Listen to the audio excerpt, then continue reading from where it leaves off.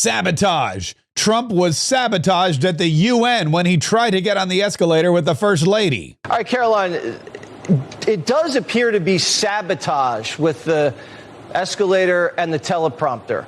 What is the White House going to do about that? Well, Jesse, that's definitely what it appears to be to me. And that's why I put out a statement earlier. Well, there was some concerning reporting over the weekend from the London Times, as you pointed out, that UN globalist staffers were basically plotting to set up the president of the United States.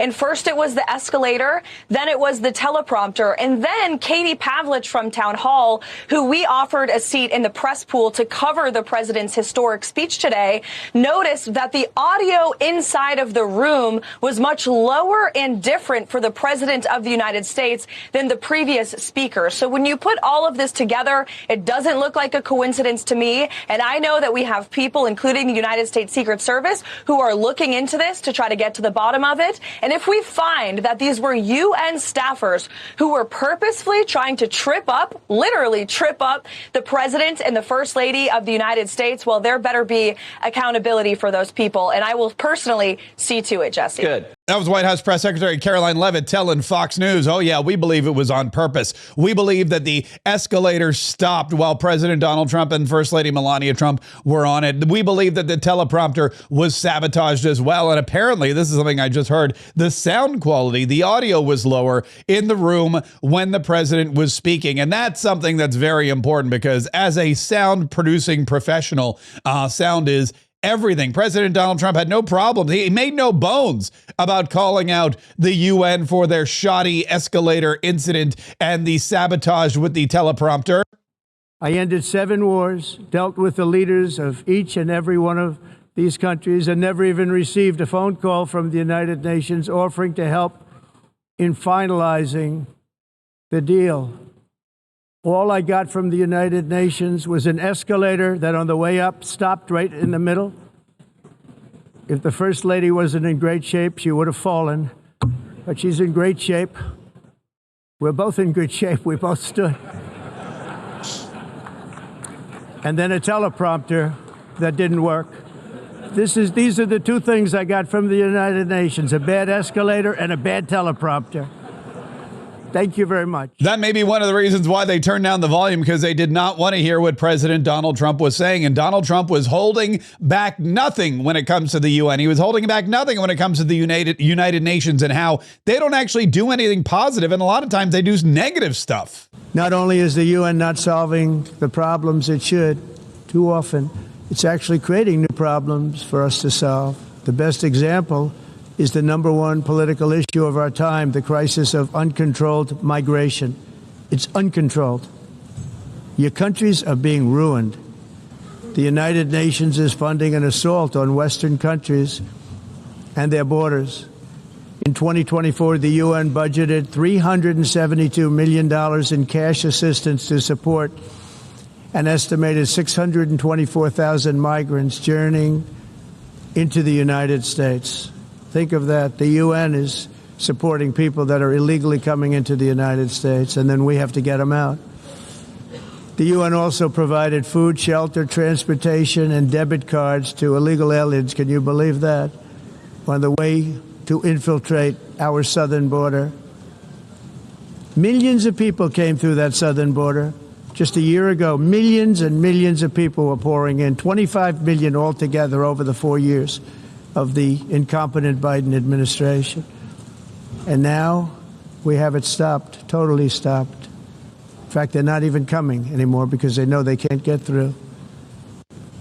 But what took place is totally unacceptable. The UN is supposed to stop invasions, not create them and not finance them. Yeah, President Donald Trump was saying, look, the UN is the big problem, and we've remedied the situation here in the United States of America. But he used this opportunity. He used this platform right there in the UN building in New York City to stand in front of every other country, especially the European nations who've also seen issues with this, and say, hey, look, you need to follow my model. You need to do what we did. You need to close your border. You need to delete or to deport these aliens. You need to take your country back because it's destroying It's you're being totally invaded by aliens, and every aspect, every positive aspect of your country is going straight to HE double hockey sticks as a result. If you just look at what we did in the United States of America and ignore the UN, if you fight back against this resurgence of the one world order that's trying to eliminate all borders, then you can win and you can take your country back. Europe is in serious trouble. They've been invaded by a force of illegal aliens like nobody's ever seen before. Illegal aliens are pouring into Europe. Nobody's doing anything to change it, to get them out. It's not sustainable. And because they choose to be politically correct, they're doing just absolutely nothing about it. And I have to say, I look at London, where you have a terrible mayor, terrible, terrible mayor, and it's been so changed, so changed. Now they want to go to Sharia law, but you're in a different country. You can't do that. Both the immigration and their suicidal energy ideas will be the death of Western Europe if something is not done immediately. This cannot be sustained. That is, again, something President Donald Trump has firsthand knowledge of, because he faced it here with Joe Biden and his open border immigration policy. He faced it with the resurgence of crime and the alien invasion we saw in this country for 4 years. And he's now cleaned it all up. And he's saying to Europe, look, this is a cautionary tale. We know in the United States of America what happens. And basically, he made no bones about it. He said your prisons are going to be filled with foreigners and your countries are going straight to hell. The number was 54%. And in Switzerland, beautiful Switzerland, 72% of the people in prisons are from outside of Switzerland. When your prisons are filled with so-called asylum seekers who repaid kindness, and that's what they did, they repaid kindness with crime.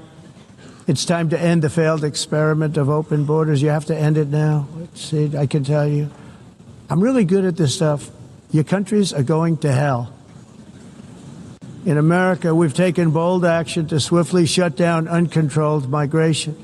Once we started detaining and deporting everyone who crossed the border and removing illegal aliens from the United States, they simply stopped coming. They're not coming anymore. We're getting a lot of credit, but they're not coming anymore. That is something that is true. President Donald Trump saying, look, I'm really good at this stuff. All you need to do is ask. I'll give you my playbook. But when you let somebody know that the border is closed and that if you're a criminal, you can't come here illegally, they stop coming. When you forcibly remove them from your country or put them in an El Salvadoran prison for committing a crime, then what they're going to do is they're going to stop coming to your country and committing crimes. It happened in the United States, and it can happen all over Europe, in Germany and Switzerland and Italy and France. And Karoline Leavitt was on Fox News saying, look, that room was packed. Everybody came to hear President Donald Trump. A lot of them came because they were afraid of what he was going to say about their country. The Russian delegation literally live streamed Donald Trump or recorded every moment of Donald Trump's speech on their cell phones, I imagine, to report back to the KGB or to Vladimir Putin in the Kremlin. But every delegation was there, and many of them were there to listen to Donald Trump's solutions. But not a single seat was empty. In fact, the room was absolutely packed to the walls. Every single leader showed up for President Trump's speech today, and they heard him loud and clear. And I am proud to work for President Trump every day, Jesse, but I was especially proud watching the President of the United States of America bring common sense to an organization that has made no sense for far too long. And the President gave some tough love. He said, you are all destroying your own country. And the United States of America was just being destroyed by one of your own. He took one of your own, a globalist in Joe Biden, who had no idea what he was doing. The president took a sledgehammer to the failing globalist world order. He talked about how all of these countries need to have pride in themselves like we do here in the United States of America. They should be proud of their own heritage and culture. And Japan is beautiful, and Italy is beautiful, and the UK is beautiful because they all have their own own unique history and culture and heritage, and they need to protect that, just like we are doing here in the United States of America. And how do you protect yourself? How do you make sure that you are a sovereign state, not just being a decaying nation state because of the globalist world order? You have strong borders and a robust domestic energy production and law and order within your own country. Those are all things the president is obviously doing here. And it was so great to see him just speak truth to power in front of the entire world today in New York City. And it wasn't just in front of the entire coalition or the entire congregation that was there in the UN main chamber. It was one-on-one. Donald Trump, after he savaged and ravaged and destroyed the UN to their face, he went into one-on-one meetings where he continued to speak with world leaders and the media, and he told people exactly what was going on. And he said, look, if the UN were actually doing their job, everyone would be at peace. Well, it's a fantastic role in peacekeeping. It should be great. I mean, we shouldn't have any wars if the UN's really doing its job. I know they were involved originally with Russia, Ukraine, and that didn't get done because that was the time to stop it. But no, I always say about the UN, fantastic potential, but it's all about the people. You know, you can have a wonderful concept, but if you don't have the people, the UN has never lived up to its potential. But I'm the example of it. We do all these wars, and we weren't helped by the UN. We weren't hurt by them, but we weren't helped. They didn't do anything. And they're supposed to be solving these problems. And as he sat there with Vladimir Zelensky and he discussed with other people of Russia, he said, look, we have, you know what, we got some problems. I believe that there is progress in Russia, but there's a lot more to do.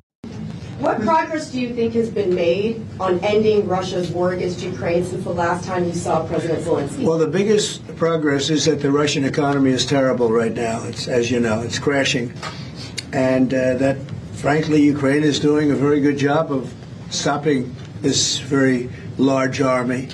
It's pretty amazing. You know, this is a war that should have ended in 3 days, 4 days. People said it was going to be very quick, and you got to hand it to the Ukrainian soldiers and everybody involved. It's still going on, and that's not a good thing for Russia. This was supposed to be quick, and so, you know, Russia doesn't look very distinguished, having taken 3.5 years now, right? It's about 3.5 years of very hard fighting. And it looks like it's not going to end for a long time. Yeah, that was President Donald Trump issuing a new kind of outlook on the war in Ukraine and the war in Russia. And he followed it up with a post on Truth Social where he wrote, look, after getting to know and fully understand the Ukraine-Russia military and economic situation, and after seeing the economic trouble it is causing Russia, I think Ukraine, with the support of the European Union, is in a position to fight and win all of Ukraine back in its original form. With time, patience, and the financial support of Europe, and in particular NATO, the original borders from where this war started is very much an option. Why not? Russia has been fighting aimlessly for 3.5 years, a war that should have taken a real military power less than a week to win. This is not distinguishing Russia. In fact, it is very much making them look like a paper tiger. When the people living in Moscow and all of the great cities, towns, and districts all throughout Russia find out what is really going on with this war, the fact that it's almost impossible for them to get gasoline through the long lines that are being formed and all of the other things that are taking place in their war economy, where most of their money is being spent on fighting Ukraine, which has great spirit and only getting better, Ukraine would be able to take back their country in its original form and, who knows, maybe even go further than that. Putin and Russia are in big economic trouble, and this is the time for Ukraine to act. In any event, I wish both countries well. We will continue to supply weapons to NATO for NATO to do what they want with them. Good luck to all. Donald J. Trump, President of the United States of America. And that seems to be President Donald Trump now handing it over to Ukraine and to NATO and to the European Union and saying, look, you guys have been fighting this war for 3 years. And if you all stick together and if you all get together, you can fight it for 3 more. And at the end of the day, Russia is not the threat that we all thought they were. They're being decimated. And if we all come together, and this is something he met with the European Union about, and put sanctions on China and sanctions on India and sanctions on Russia, if we inspire the rest of the world with whatever heavy hand we need to stop feeding the Russian military with the sale or the purchase of gasoline and fuel, then they will be bankrupt and the war will have to stop. But until we do that, nothing's gonna change. Doug Burgum, the Secretary of the Interior, was on television, and he was asked, how far have we come when we talk about Russia and the issues facing it? How far have we come when we talk about Russia not getting any more subsidies from the European Union in the form of fuel purchases? What can you tell us as far as how much has the EU cut back on those Russian oil purchases in recent years? Where are we? Well, Sandra, it varies by country. Some countries have done a great job of getting off of their Russian oil and gas purchases, and others haven't. But of course, the root cause of all this was the green scam policies that were put in across Europe, where countries shut down nuclear, they shut down natural gas, they shut down all forms of energy to go for wind and solar, which is intermittent, expensive, and then they started buying gas from Russia. Russia loved this strategy. Russia fueled the whole movement of the climate extremism in Europe because they were just making customers. And some of those customers today are still dependent on Russia. Chris Wright and I, Secretary of Interior, were both in Europe for the Gastech, the largest one of the largest energy conferences in the world. And we were there. We talked to over 20 different energy ministers, talked to prime ministers, all about this idea, which is President Trump's energy diplomacy. If we sell energy to our friends and allies, as opposed to them buying it from our adversaries, that's how we bring peace abroad. And having a plentiful, affordable energy here at home is how we bring prosperity. So you can't separate energy from national security, and you can't separate it from world peace. President Trump understands that. He was very strong today at the UN. Yeah.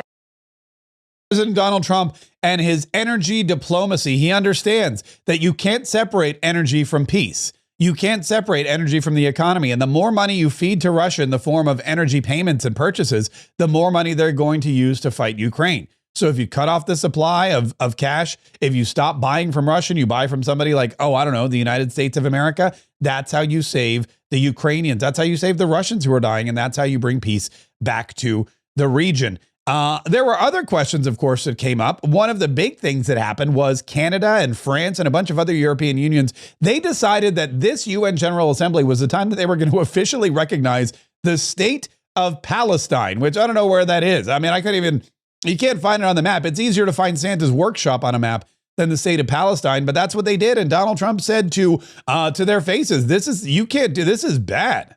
Well, I think it honors Hamas, and you can't do that because of October 7th. You just can't do that. But we want our hostages back, and we don't want them back in ones and twos and take the next 2 years to do it. We were the ones that got the hostages back. And I always said, I told Steve, I told Marco, I was always saying the last hostages are going to be the toughest ones. But you can't honor them by doing anything like you suggest. All you can do is say, we want our hostages back, and we want the war to end. We're going to want it to end. But you always have to remember, people forget October 7th was one of the most savage days in the history of the world. There's never been anything like that. We're talking about babies being sliced in half. You're talking about young children having their heads chopped off. You can't forget that. You can't forget October 7th, and you can't honor the Hamas murderers and terrorists with their own Palestinian state. And that's exactly what the European Union and now Canada is doing. Donald Trump also threatening Canada, saying, well, it's going to be very difficult to make a trade deal with you if you are recognizing the state of Palestine. That's just not going to fly. We need to put these terrorists in their place, not just foreign terrorists, but also domestic terrorists. And yesterday, while President Donald Trump was at the UN, a domestic terrorist here was brought to justice. Ryan Ruth, who was the would-be assassin of President Donald Trump the second time.